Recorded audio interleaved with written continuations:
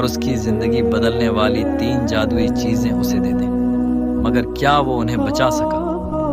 ایک پرانے زمانے کی بات ہے، دور دراز کے ایک چھوٹے سے دیہات میں جو صحرائی علاقے کے قریب واقع تھا، ایک غریب لکڑہارا رہتا تھا۔ اس کا نام تھا احمد۔ احمد ہر صبح سویرے اٹھتا، صحرا کے قریب والے جنگل میں جاتا، دن بھر لکڑیاں کاٹتا اور شام کو انہیں قصبے کے بازار میں لے جا کر بیچتا۔ اس کی کمائی سے وہ اپنی بیوی فاطمہ اور اپنے بچوں کا پیٹ پالتا تھا۔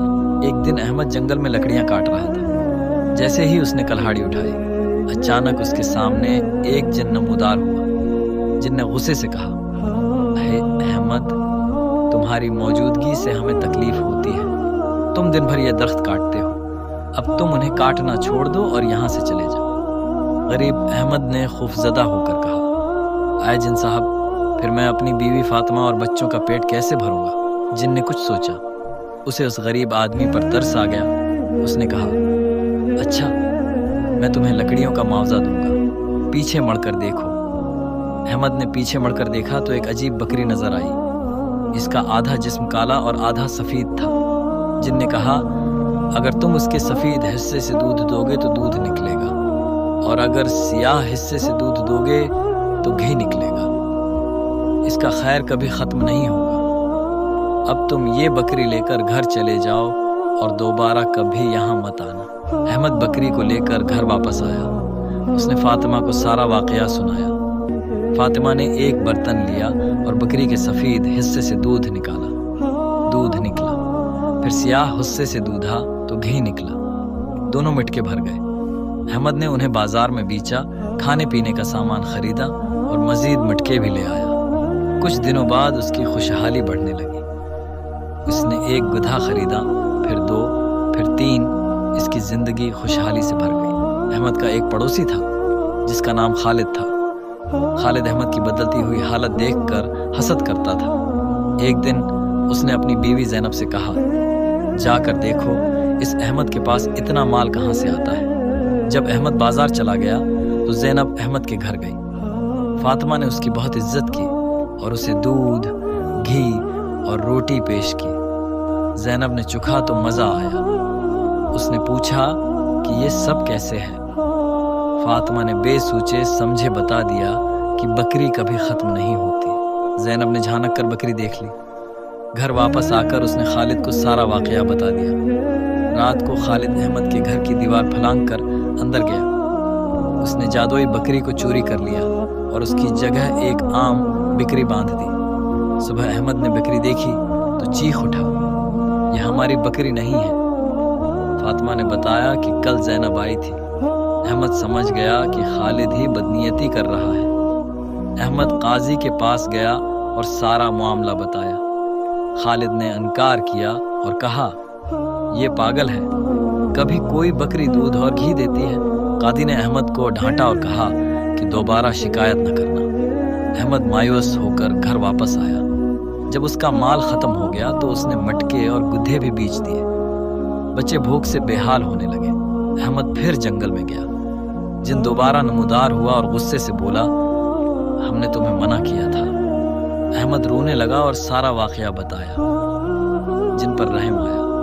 اس نے ایک پیمانہ دیا اور کہا، اس میں تھوڑی سی کنکریاں ڈالو، وہ چاندی بن جائیں گی، احتیاط سے رکھنا۔ احمد گھر آیا، ایک کنکر ڈالا، پیمانہ الٹا کیا تو چاندی کا ٹکڑا گرا۔ وہ خوشی سے پھولا نہ سمایا۔ اس نے فاطمہ کو کہا کہ پڑوسن سے ایک صندوق مانگ لاؤ۔ فاطمہ نے صندوق لے آیا۔ احمد نے چاندی بیچی، گھر دوبارہ بنوایا اور خوشحال ہو گیا۔ خالد اور زینب نے پھر حسد کیا۔ زینب نے احمد کے چھوٹے بیٹے سے چالاکی سے پوچھا اور پیمانے کا راز جان لیا۔ خالد نے قاضی اور پھر والی کے پاس جا کر شکایت کی کہ احمد کے پاس خزانہ ہے جو بیت المال کا حق ہے۔ والی نے احمد کے گھر پر چھاپا مارا۔ احمد کو درخت سے باندھ کر مارا پیٹا۔ فاطمہ نے رونے لگ کر پیمانے کی حقیقت بتا دی۔ والی نے پیمانہ اور ساری چاندی لے لی۔ خالد نے کہا کہ پیمانہ اسے واپس ملے، لیکن والی نے اسے بھی ڈانٹ دیا۔ احمد پھر غریب ہو گیا۔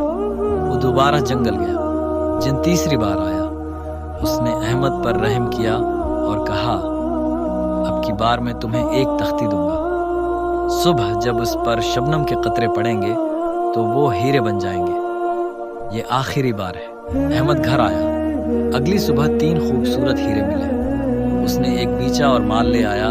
زینب نے پھر جاسوسی کی۔ ایک دن کوا ہیرا اٹھا کر لے گیا۔ زینب نے کنویں کا پیچھا کیا اور ہیرا دیکھ لیا۔ سلطان کے جلوس نے بھی خبر سنی۔ سلطان نے احمد کے گھر پر چھاپا مارا۔ زینب نے سلطان کو بتا دیا کہ احمد کے پاس جادوئی تختی ہے۔ سلطان نے احمد، فاطمہ اور بچوں کو پکڑ کر جنگل لے گیا اور دھمکیاں دی۔ فاطمہ نے سب کچھ بتا دیا، بکری، پیمانہ اور تختی کا راز۔ سلطان نے خالد کے گھر سے بکری اور والی سے پیمانہ واپس لے لیا۔ زینب کو بھی پکڑ کر مارا پیٹا گیا، اس نے بھی سب کچھ اقرار کر لیا۔ سلطان نے سب جادوئی چیزیں اپنے پاس رکھ لیں اور بہت مالدار ہو گیا۔ کچھ مہینوں بعد احمد کا مال ختم ہوا، وہ پھر جنگل گیا۔ جن چوتھی بار غصے سے آیا، احمد نے رونے لگا۔ جن نے آخر میں ایک لاٹھی دی اور کہا، پہلی بار کہو تو یہ ہیرے جواہرات بکھیر دے گی، دوسری بار کہو تو اتنا مارے گی کہ ہڈیاں نظر آنے لگے، اسے سلطان تک پہنچا دو۔ احمد نے لاٹھی گھر لائی۔ زینب نے دیکھ لیا۔ احمد نے لاٹھی سے کہا، مجھے اپنی برکت سے کچھ دو۔ ہیرے بکھر گئے۔ زینب دوڑتی ہوئی سلطان کے پاس گئی۔ سلطان کے سپاہیوں نے لاٹھی چھین لی۔ سلطان نے اکیلا ہو کر لاٹھی سے کہا، مجھے اپنی خیر سے کچھ دو۔ لاٹھی نے سلطان کو خوب مارنا شروع کر دیا۔ سلطان چیختا رہا۔ اچانک جن نمودار ہوا اور بولا، وہ چیزیں واپس کرو جن کے تم حقدار نہیں۔ سلطان نے فوراً سب چیزیں، بکری، پیمانہ، تختی، احمد کو واپس کرنے کا حکم دیا۔ جن نے سلطان کو ڈانٹا اور غائب ہو گیا۔ احمد نے اپنا گھر بیچ کر ایک بڑے شہر میں چلا گیا اور آرام سے زندگی گزارنے لگا۔ خالد اور زینب اپنے حسد اور لالچ پر شرمندہ رہے اور مشکلات میں پھنس گئے۔ سلطان نے بھی اپنے لالچ پر پچھتایا اور مال کا ایک حصہ صدقہ کر دیا۔ لالچ اور حسد نے خالد، زینب، والی اور سلطان سب کو برباد کر دیا، جبکہ احمد نے آخر کار سب کچھ چھوڑ کر ایک نئی جگہ پر سکون کی زندگی گزار لی۔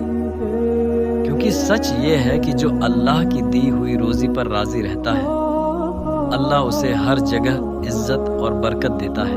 پیارے دوستو، یہ کہانی سکھاتی ہے کہ لالچ، حسد اور بدنیتی کا انجام ہمیشہ برا ہوتا ہے، جبکہ صبر اور ایمانداری آخر کار کامیابی دلاتی ہے۔ اگر آپ کو یہ کہانی پسند آئی ہو تو کومنٹ میں اپنی رائے کا اظہار ضرور کریں۔ ویڈیو دیکھنے کا بہت شکریہ۔ ملتے ہیں اگلی ویڈیو میں، تب تک کے لیے اللہ حافظ۔